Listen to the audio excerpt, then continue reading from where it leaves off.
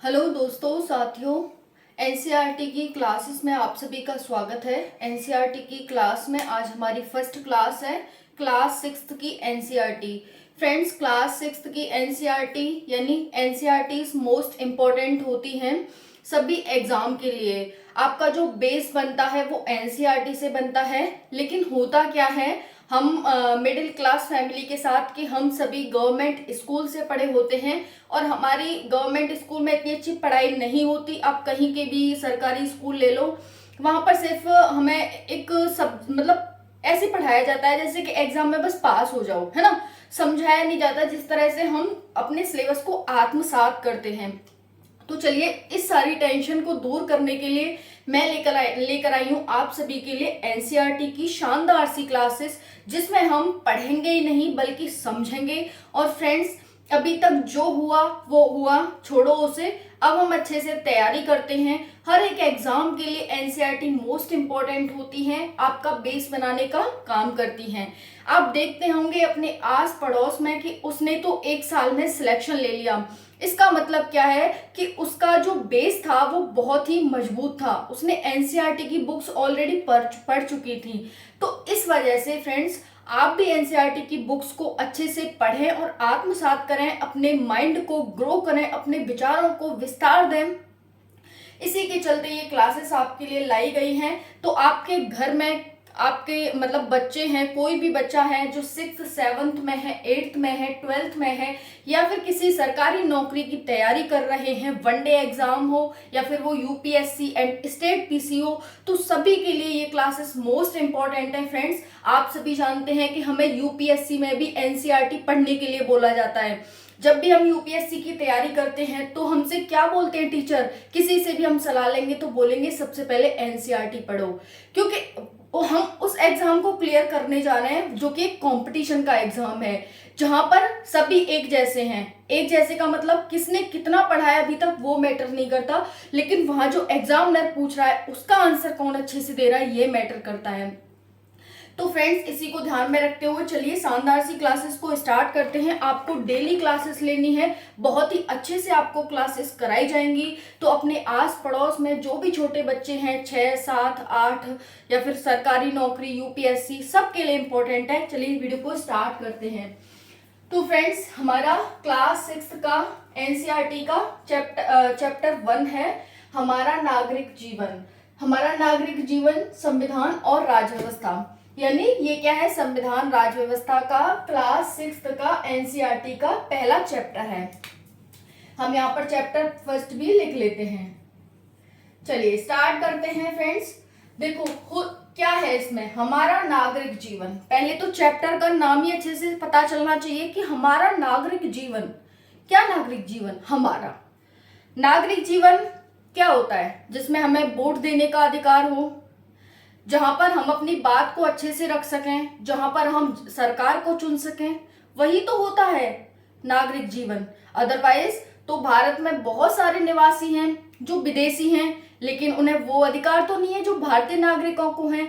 तो हमारा नागरिक जीवन क्या है, जिसमें हमें सरकार चुनने का अधिकार हो, वोट देने का अधिकार हो, अपने विचारों को प्रकट करने का अधिकार हो, कहीं भी आने जाने का अधिकार हो। ये सब आगे बताएंगे आपको कौन कौन से आर्टिकल हैं जो सिर्फ भारतीयों को ही मिले हुए हैं। ठीक है, 15, 16, 19, 29, 30 ये 5 आर्टिकल हैं जो सिर्फ भारतीयों को अधिकार देते हैं, विदेशी नागरिकों को नहीं देते हैं। तो चलिए, अभी तो हमारा फाउंडेशन है, स्टार्टिंग से आपको सब कुछ बताएंगे। हमारा नागरिक जीवन हो गया। चलिए, इसमें है क्या, हम सब भारत के निवासी हैं। हम सब भारत के निवासी हैं। निवासी का मतलब भारत में निवास करते हैं, भारत के नागरिक हैं। हम भारत में निवास करते हैं तो क्या भारत के नागरिक हो गए? नहीं, हमने भारत में जन्म लिया है, हमारे पास सारे डॉक्यूमेंट है भारत के कि हमने इस स्कूल से यहाँ से पढ़ाई करी है, इस स्कूल से यहाँ से पढ़ाई करी है। आगे चल के आपको वो भी बताएंगे कि भारतीय नागरिकता को हम किस तरह से प्राप्त कर सकते हैं। तो अगर मैं ये कहूं कि हम भारतीय नागरिक कैसे हुए, मैं भारतीय नागरिक कैसे हूं, तो मैं कहूंगी कि मेरा जन्म यहाँ पर हुआ है, इस वजह से मैं भारतीय नागरिक हूँ। क्या ये मान लेंगे? हाँ भाई, मेरा जन्म यहाँ हुआ है, मेरे माता पिता का जन्म यहाँ हुआ है, मेरी दादी दादा का जन्म यहाँ हुआ है, सबका जन्म यहाँ हुआ है, इसी वजह से मैं यहाँ की नागरिक हूँ। क्लियर। मेरे पास यहाँ का वोटर कार्ड है, आधार कार्ड है, पैन कार्ड है, सब कुछ यहाँ का है, तो इसलिए मैं भारत की नागरिक हूँ। ओके, ठीक है। भारत में लगभग 6 लाख गांव हैं और 2.5 लाख शहर हैं। फिर है, हम भारतवासी सामूहिक रूप से निवास करते हैं। हम भारतवासी सामूहिक रूप से ही निवास करते हैं, ऐसा तो नहीं है प्राचीन काल में जैसे कोई मनुष्यों का ग्रुप यहाँ रहता है तो कोई मनुष्यों का ग्रुप वहां रहता हो। अब तो क्या होता है, गलियां होती हैं जिसमें घरों के बीच इतनी भी जगह नहीं रहती है ना, बिल्कुल सटे हुए घर रहते हैं कि एक घर की आवाज आप दूसरे घर में सुन लो, दूसरे घर की आवाज आप अपने घर में सुन लो। तो क्या है, अर्थात यहाँ पर सामूहिक रूप से निवास करते हैं, अर्थात एक दूसरे का सहयोग चाहिए होता है हमको। अगर देखो पहले क्या होता था, रोटी कपड़ा और मकान ये जरूरत थी, लेकिन अब तो हमारी जरूरतें बढ़ गई हैं। पहले भी हम अपनी इच्छाओं को पूरी नहीं कर पाते थे खुद ही। रोटी कपड़ा और मकान, क्या हम खुद ही के लिए पैदा कर लेंगे अनाज? क्या हम खुद ही कपड़ा बना लेंगे? क्या हम खुद ही मकान बना लेंगे? नहीं। तो यही कह रहा है कि हम भारतवासी सामूहिक रूप से निवास करते हैं, अर्थात एक दूसरे का सहयोग चाहिए होता है हमें, एक दूसरे पर निर्भर हैं, सुख दुख में सम्मिलित होते हैं। यही हमारा क्या है, सामाजिक जीवन है। तो ये हमारा सामाजिक जीवन हुआ, एक दूसरे पर निर्भर होना, एक दूसरे के सुख दुख में सम्मिलित होना, सामूहिक रूप से निवास करना, एक दूसरे पर निर्भर रहना, एक दूसरे की आवश्यकताओं की पूर्ति करना, यही क्या है, हमारा सामाजिक जीवन है। नेक्स्ट बढ़ते हैं, कुटुंब। कुटुंब क्या होता है, एक परिवार होता है ना, जैसे परिवार, हमारे बाबा, उनके बाबा, एक ही मम्मी के पापा के थे, तो ये सब को क्या हो गए, कुटुंब हो गए। जितने भी हमारे बाबा के भाई होंगे वो सब क्या हो जाएगा, कुटुंब में आ जाएंगे। तो बहुत बड़ा परिवार हो जाता है कुटुंब।